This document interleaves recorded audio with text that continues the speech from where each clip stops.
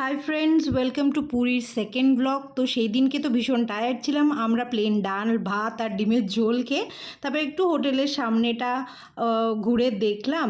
প্রচণ্ড রোদ ছিল, তো ফেরত চুকে গিয়ে তারপরে 7টা পর্যন্ত ঘুমিয়েছিলাম, নিয়ে সন্ধ্যেবেলা আবার বেরোলাম। দেখো এই হোটেলটায় আমরা ছিলাম, পুরীর বঙ্গলক্ষ্মী হোটেল। অ্যান্ড তারপরে সামনেই একদম বিচ ছিল, তো সন্ধ্যেবেলা ওখানে গেছিলাম। টুপুর এই জ্ঞান তো বলতে গেলে দেখলো সমুদ্র, তো ও খুব একটা পছন্দ করছিল না, ও ভয়ই পাচ্ছিল কারণ জলটা ওর কাছে এসে যাচ্ছিলো ওকে ভেজাতে। তো এই জিনিসটা ঠিক পছন্দ হয়নি। ওখানে উট দেখলো, একটু ঘোড়া দেখলো।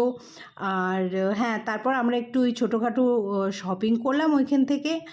আর তারপরে আমরা ওখানে বসে লেবু চা খাচ্ছিলাম, একটুখানি বসেছিলাম সমুদ্রের ধারে।